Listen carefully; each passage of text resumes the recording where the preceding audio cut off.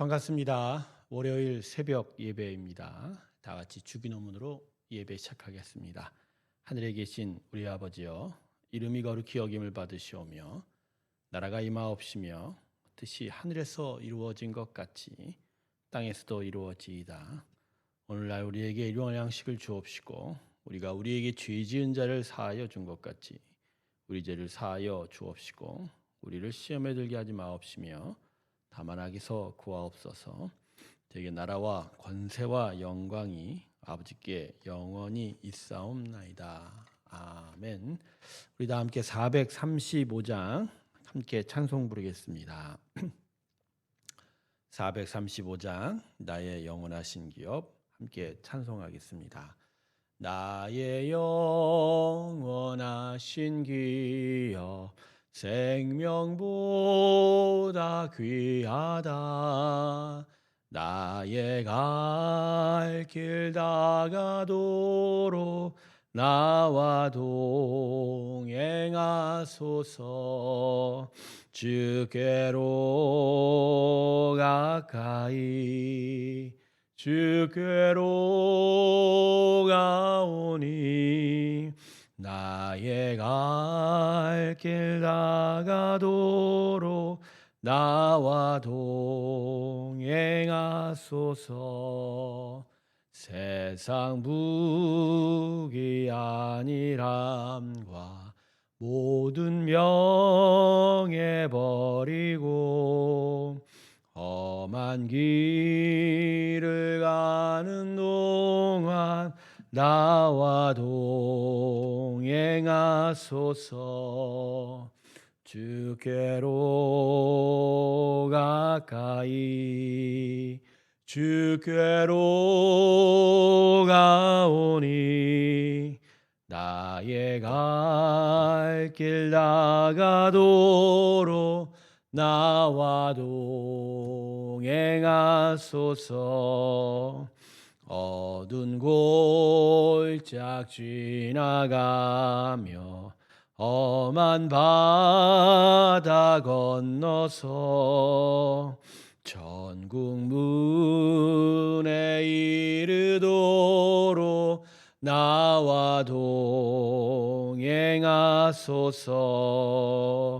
주께로 가까이 주께로 가오니 나의 갈 길 다가도록 나와 동행하소서.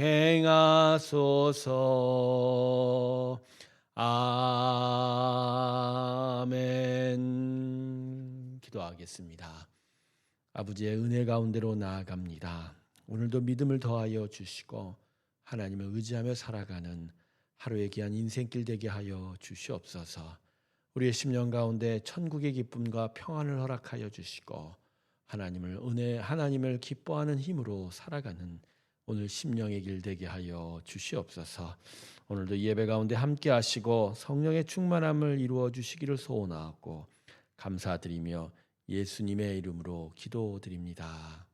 아멘.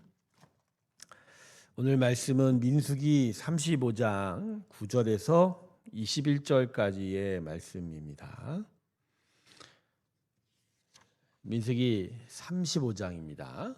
9절에서 21절 사이의 말씀입니다. 제가 읽겠습니다. 여호와께서 또 모세에게 말씀하여 이르시되 이스라엘 자손에게 말하여 그들에게 이르라. 너희가 요단강을 건너 가나안 땅에 들어가거든 너희를 위하여 성읍을 도피성으로 정하여 부지 중에 살인한 자가 그리로 피하게 하라. 이는 너희가 복수할 자에게서 도피하는 성을 삼아 살인자가 회중 앞에 서서 판결을 받기까지 죽지 않게 하기 위함이니라. 너희가 줄 성읍 중에 6을 도피성이 되게 하라 하되 새 성읍은 요단 이쪽에 두고 새 성읍은 가나안 땅에 두어 도피성이 되게 하라. 이 6성읍은 이스라엘 자손과 타국인과 이스라엘 중에 거류하는 자의 도피성이 되리니 부지 중에 살인한 모든 자가 그리로 도피할 수 있으리라.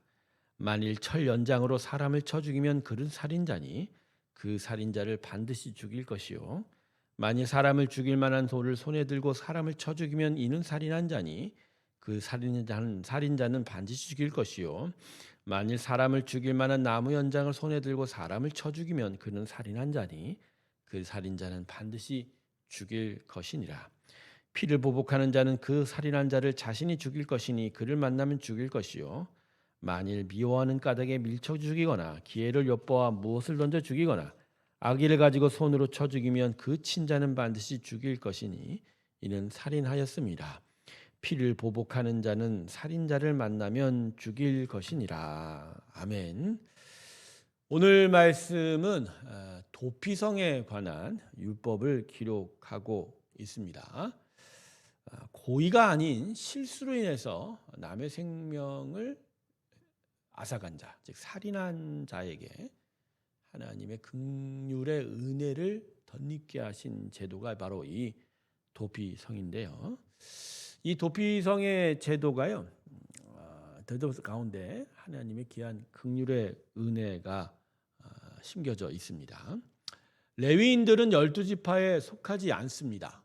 하나님께서 자신의 직접적인 기업으로 삼으셔서 그들은 하나님의 제사를 담당하고 또 하나님은 그들을 특별하게 자신의 소유로 인정하셨습니다. 그러다 보니까 가나안 땅을 정복을 하지만 정복한 땅을 12지파에게 나눠주되 레위인에게는 특정한 땅을 나눠주지 않았습니다.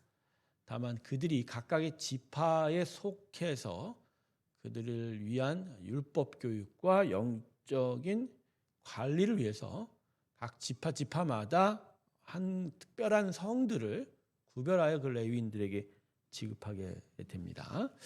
레위인에게 허락하신 성읍이 총 48개 성읍인데 이 중에 6개는 특별한 목적으로 구별됐습니다. 이것이 바로 도피성인데요. 부지 중에 살인을 저지른 사람들에게 피난처로 제공한 것입니다. 도피성 제도는 좀 전에 제가 말씀드렸지만 하나님의 긍휼과 인자하심에 그 성품을 그대로 보여주는 것입니다. 자, 두 가지로 어떻게 도피성에 드러난 하나님의 성품을 우리가 본받아 살아갈 수 있을지를 함께 살펴보도록 하겠습니다. 자, 첫 번째는 하나님은 죄인에게 은혜 베풀어 주시는 하나님이다라는 겁니다. 하나님께서는요, 고의적 살인과 우발적 실수를 엄격하게 구분하셨습니다. 도피성은요, 부지 중에 살인을 저지르는 사람들을 보호하기 위한 거룩한 피난처였습니다.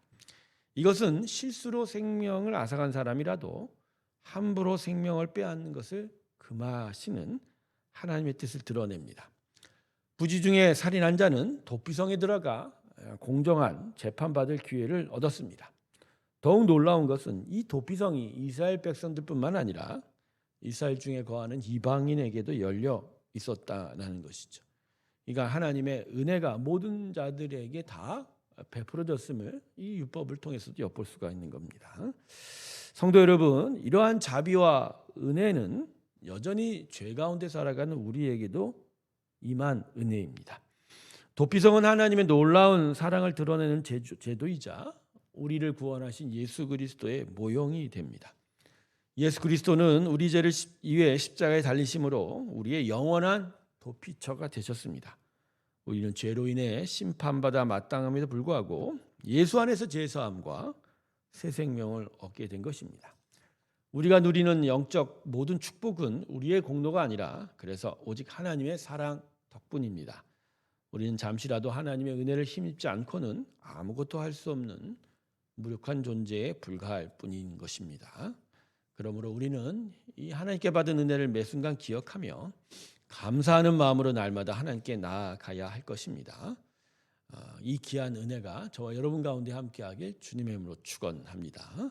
자, 둘째 교훈은 하나님은 고의로 살인하는 사람을 심판하는 하나님이시다라는 거죠. 오늘 본문을 보면요, 16절 이후로 보면 고의로 의도적으로 살인한 자는 그 피해자의 가족이나 그들과 관계된 사람들이 그를 죽일 수 있도록 하신 율법을 볼 수가 있습니다. 어떻게 보면 지금의 사적 보복을 금하고 있는 사회의 법과 상식 가운데 사는 우리로서는 이 율법이 그렇게 친숙하게 다가오지 않고 오히려 불편함을 갖게 될 겁니다. 현대 사회는 사적 보복을 금지하고 있죠. 즉 공적인 재판을 통해서만이, 그리고 공적인 법률을 통해서만이 그의 죄에 대한 응당한 처벌을 하게 되어 있습니다. 그래서 개인적으로 복수를 한다거나 처벌할 수는 없거든요. 근데 율법을 보면, 오늘 본문을 보면 죽인 자는, 고의로 죽인 자는 반드시 죽일 것이니라. 오늘 본문 마지막 21절 보면 피를 보복하는 자는 살인자를 만나면 죽일 것이다 라고 이렇게 말씀하고 있습니다. 여러분, 이건 사적 보복에 대한 이야기가 아니라 하나님의 공의를 분명하게 드러내신 것입니다. 고의적 살인에 대한 하나님의 엄중한 심판을 경고한 겁니다.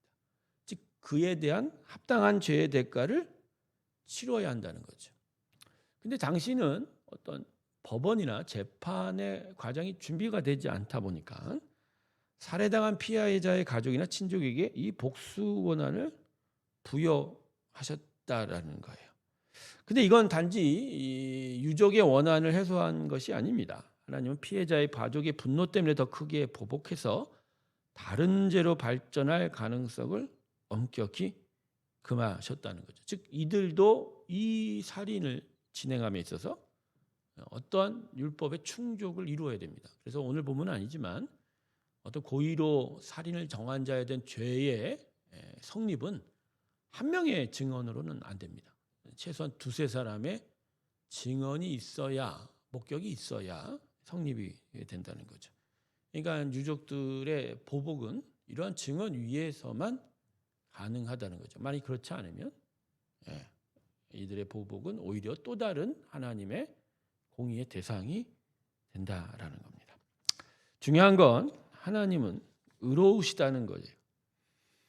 그 모든 죄에 대해서 반드시 심판하시는 분이다라는 겁니다. 그래서 오늘 본문의 이 율법을 통해서 우리가 어떤 사적 보복에 대한 그런 측면으로 보는 것이 아니라 죄를 심판하시는 하나님 앞에서 우리는 경외심을 품어야 한다는 것입니다.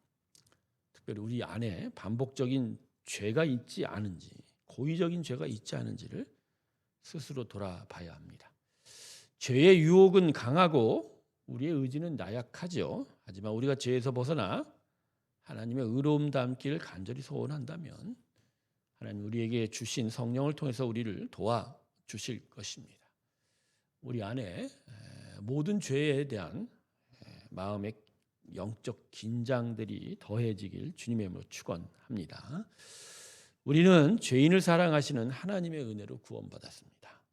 하나님은 연약한 우리를 불쌍히 여기시며 자비를 베풀어 주고 계십니다. 우리는 이 은혜에 감사하며 우리의 모든 이웃들과 친구들의 모든들을 용서해야 할 것입니다. 또한 하나님은 고의로 살인한 사람들을 심판하시는 의로우신 공의의 하나님이십니다. 이 하나님을 기억하면서 죄가 반복되지 않도록 깨어 기도하며 하나님의 의를 실천하는 일이 우리 가운데 있어야 할 것입니다. 오늘도 이 하나님의 성품과 오늘 율법에 담긴 하나님의 마음을 깨달으면서 주의 은혜 앞으로 더 가까이 다가가기를 주님의 이름으로 축원합니다. 기도하겠습니다. 도피성의 제도를 통해서 하나님의 긍휼하심을 배우고 하나님의 죄에 대한 공의를 또한 깨닫습니다. 주님, 우리 마음에 이 은혜가 더욱더 분명히 기억되게 하여 주셔서 하나님의 은혜와 자비 가운데로 나아갈 때 또한 하나님의 공의를 기억하며 자신의 삶을 되돌아볼 수 있는 영적 긴장을 허락하여 주시옵소서. 이제는 우리 주 예수 그리스도의 은혜와 하나님 아버지의 사랑과 성령의 충만케 하심이 하나님의 은혜 앞으로 달려가는 하나님의 귀한 성도들의 심령들 위해 이제부터 영원토록 함께 하시기를 간절히 축원하옵나이다. 아멘.